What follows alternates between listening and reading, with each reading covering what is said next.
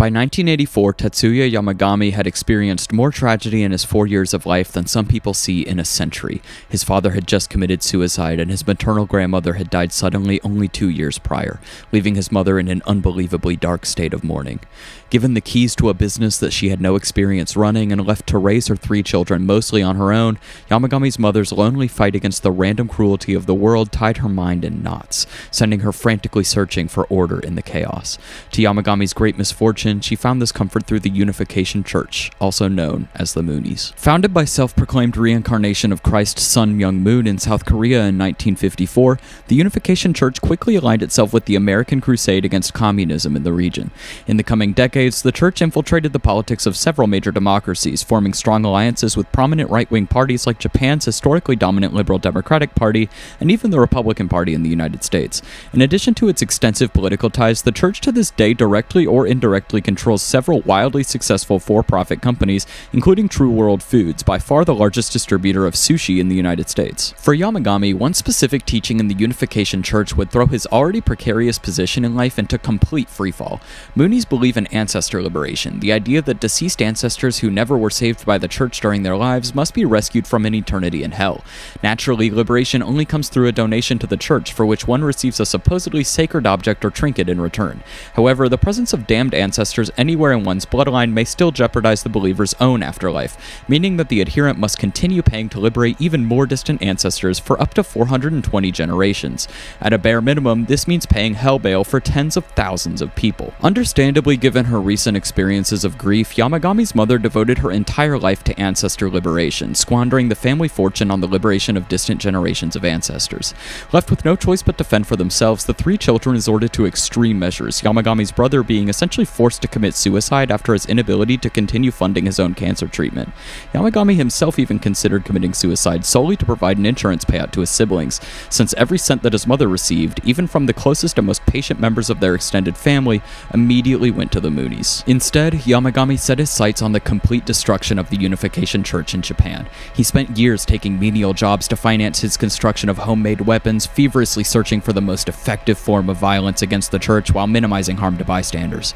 Finally, after watching speeches at a prominent worldwide conference of the Unification Church, he set his sights on one of the keynote speakers who had built his political career off of support from the Moonies, Shinzo Abe, former Prime Minister of Japan. On July 8, 2022, Yamagami killed Abe in broad daylight at a public campaign event using a homemade shotgun. Shockingly, Yamagami's plan for church destruction worked, raising public awareness of the decades of abuse that the Unification Church inflicted on thousands of people while retaining their ample government support. Japan's courts ordered the church disbanded the following year. However, for Yamagami, the most personal part of the story remains unresolved to this day. His mother reportedly received news of the attack and subsequent public outcry with extreme callousness, apologizing to the Unification Church and to the Liberal Democratic Party for her son's actions, continuing to squander every penny she gets her hands on for the liberation of her near-infinite ancestors. Yamagami's blind, explosive rage, born from the decades of watching forces beyond his control spit upon his humanity, reaches all of us through its billions of tendrils of personal and systemic abuse. Compounded by years of normalization, gaslighting us into seeing such brooding, jittering, teeth-chattering rage as an unremarkable inconvenience, this energy bubbles up inside us, our conscious mind struggling frantically to patch up its paths to exit. Finally, a body made heavy with an abundance of this furious lava bursts into self-destructive emotional flames, sparkling in all the molten colors of Ridiculous and Full of Blood by Julie Christmas. From the opening moments of the album, Julie Christmas hits us with a sonic and lyrical antagonism that instills a deep discomfort in us as listeners. Christmas flings her entire body and spirit into a blind rage, disregarding her own well-being in this unconditional onslaught against abusers, both personal and political. Starting at the album cover, Christmas appears in motion, apparently on a biting rampage that leaves her face covered in the blood of her enemies. However, she manages this haunting smile while locking her gaze onto her next target, revealing her euphoric bliss at this moment of eroded self-control, a radical response to a lifetime of inauthentic, dead-eyed contentment. Musically, the presence of this brash, deafening euphoria immediately captures our attention, peppering the album with these open, harmonious choruses stacked high with agreeable yet aggressive instrumentation, inviting comparisons to the most slickly produced and emotionally varied forms of 2000's nu metal metal like Deftones, these moments immerse us neck deep in Christmas's world, compelling us to pump our fists in victory right alongside. However, even the most rudimentary reading of Christmas's lyrics reveals her as a character with whom we must exercise caution before sharing sympathy, as these lyrics add alarmingly vibrant color to the gore required to achieve this fist-pumping victory. Where 2000's radio-friendly nu metal feels like a Marvel movie, Julie Christmas enters the scene with all the unwelcome realistic baggage of Saving Private Ryan, forcing us face-to-face with the horrifying means that we must feel comfortable enduring to achieve our ends. At this point, we force ourselves face-to-face with the difficulties of Christmas's lyricism, scanning her haunting, whispery verses for chances to square the circle and once again join wholeheartedly in her celebration. Take for instance the track with the strongest example of sublime, euphoric choruses, End of the World, a song which one could be forgiven for mistaking as a typical love ballad at first glance. We immediately latch on to the iconic line, "I just wanted to see you again. No walls, no distance between us at all," adding to this reading of the track as a relatively uncomplicated love song. Digging into Christmas's raspy whispers between these peaks taints this glimmery story with gallons of dark nuance, however. Ducking behind the safety of the shelves of distorted guitar to sing "I'll sit and wonder where you'll be if I'm not here anymore," you prioritize casualties as your final shot, and we're not here anymore, before more explicitly fantasizing about brutalizing this lover on the ad-libs lurking underneath the final chorus. Suddenly, Christmas's determination to rendezvous with this lover carries a much darker connotation. This ex-object of admiration wronged Christmas so severely that to have the person see her again feels akin to punching them in the face or biting a hole in their flesh, since seeing her thrive runs counter to everything that their abuser suggested they wanted to see in her future. Of course, Christmas pushes this idea significantly further on other tracks, taking much more pointed stances against others who inspire this unstoppable rage within her. From mythical tales of maritime carnage on the lighthouse to the ghastly, instantly unforgettable muttering of "I have not yet begun to defile myself" only seconds into the album's opening track, Not Enough, a lifetime of polite silence has awakened these urges in Christmas that stand our hair on end. After seeing such misery at the hands of those with both institutional and interpersonal power, the album's closer, 7 Days, suggests that, since God certainly doesn't exist in the same world as all of this blind evil, only the abused have the opportunity to bring any justice to their abusers. Such extreme pessimism draws us far away from the safe, familiar realms of polite conversation, forcing us to look deep within ourselves at parts of our psyche that we may never have even entertained a single time in our lives, a shard of resentment lodged so deeply in the recesses of the heart as to become fully absorbed into the body.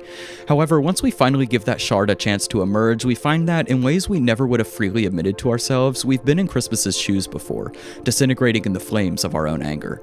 When we re-emerge on the summits of victory with Christmas at our side, we feel welcomed in the embrace of the frigid gales, in the sublimity of the view from the top, in the unspeakable energy that propelled us here, forcing us to realize that we do, in fact, belong here. Unsurprisingly, we're not the first society in history to feel this unempowered, frustrated, and atomized at the hands of cartoonishly evil systems. For centuries, the Austro-Hungarian Empire maintained an abysmal reputation as a bloated, bureaucratic, unjust state whose leadership distanced themselves from success and progress as much as possible. Within the 4 years preceding the empire's collapse in 1918, Franz Kafka authored The Trial, a bone-dry, macabre tale of a ridiculous criminal trial in which the accused never even learns with what he has been charged. Defendant Joseph K. takes on the full brunt of Austro-Hungarian inefficiency, entangling himself in court clerk love triangles, law enforcement humiliation rituals, and lawyer-client sadomasochism, all in the name of the bare minimum, self-defense from prosecution. Potentially, since Kafka writes for a contemporary audience and assumes that his reader has experienced the mind-boggling frustration of the Austro-Hungarian administrative state, every confrontation between the protagonist and his oppressive environment comes with a sardonic snarl. All commentary funnels through the outlandishness of Kafka's settings, plot, and characters, with the protagonist accepting all this insanity at face value. When Kay finds the courtroom in the attic of a filthy tenement building, we instinctively laugh on his behalf, and Kay's face value logical responses to such nonsense only sharpen this dryly funny, sarcastic edge. Every page reads as an elaborate in-joke for a reader who's stuck in a reality not too far off from the silliness of the story, accepting systemic evil and corruption as a fact of life, and facing the grueling choice to either crumble under its weight or laugh in its face. Here, we notice an immense shift in perspective from a similar set of themes that Julie Christmas provides for us. Unlike with the detached writing style Kafka utilizes, we experience all evil in Christmas's world from within the speaker's head, with the narration skipping over concrete details to instead convey the emotional impact of the entire scene. Joseph K. reacts to an unbelievably brazen act of sexual misconduct that interrupts court proceedings with detached bewilderment and a swift pivot back to business, reminding us of the degree to which cruelty has taken over every space in his world. In stark contrast, we know almost nothing of the people Christmas addresses and what they did to appear there, but we immediately experience her visceral disgust, the accumulation of which also suggests a world carpeted in evil. However, now seeing the evil from the victim's perspective rather than that of a mildly sociopathic bystander, we feel the full brunt of these actions, metabolizing them into pure reactive anger. For all the reputation Americans have gathered for their passionate emotion and cultural optimism, it's remarkable just how much more often we see Kafka-esque reactions to evil in our culture than we see a Christmas-esque one. From examples as old and entrenched as Catch-22 to the daily mimetic conversations that Zoomers have with one another online, the expectation that no one in any position of power, from the household to the White House, has anyone's best interests at heart pervades culture to the point of becoming unnoticeable and unremarkable. While Julie Christmas doesn't go as far as to chart a course away from evil or promise a future free from abuses of power, her treatment of the subject as an unacceptable, contemptuous side of life which must face fierce, unrelenting resistance certainly represents a more positive outlook than what we find in mainstream cultural cynicism. To Christmas, whether we find a permanent end to this cycle of suffering makes no difference. Evil is merely an input to which an equal and opposite output must always appear. In her larynx-tearing vocalizations and molten seas of distorted guitar, we find the will to fight fire with fire to at the very least stop treating ourselves as a bystander. Though dry sarcasm may bathe shadowy misconduct in a blinding spotlight, a lifetime of these spotlights ultimately leads more so to normalization than to any sort of change. With Christmas, at least, though we face no guarantees or even expectations of success, we begin the long, treacherous journey into the center of power and its corrupting influence. The winds of fury fluff out our sails into the cyclone of deceit, excuses, obfuscation, and denial, every inch imbuing us with the will to continue moving until we go down with the ship. To bring in a less abstract example, let's look at one of the best movies of the past decade, Boots Riley's Sorry to Bother You, a genuinely shocking, horrifying dramatization of systematic evil and mainstream culture's ice-cold reaction to it. If you haven't seen it, you may want to skip ahead a bit because the twist in this movie is an absolute all-timer. So after kicking around some relatively familiar social criticism for the first few minutes of the movie, the floor falls out as we learn that the corporation that the movie centers around turns workers into horse-human hybrids without their consent to make them more productive. Of course, once the world hears of the situation, the horsemen become headline news, an appalling workplace ethics violation that immediately turns heads, which of course makes the plight of these mutilated people no less frustrating or desperate. The dots really start to connect themselves from a commentary angle here, with this example being so outlandish and shocking as to elicit the type of response that most capitalist and racist abuses of power never do.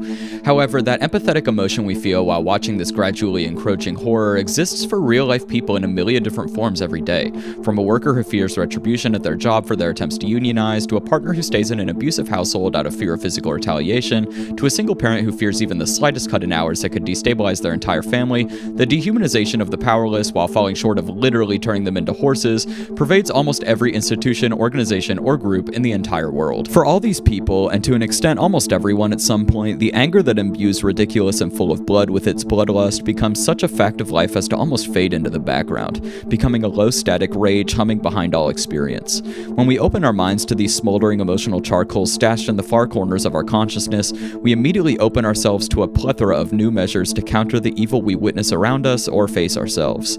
We accelerate past the point of tacit acknowledgement and sarcastic snickering to a point of no tolerance, a place where, if enough people joined you, a real tangible shift could occur.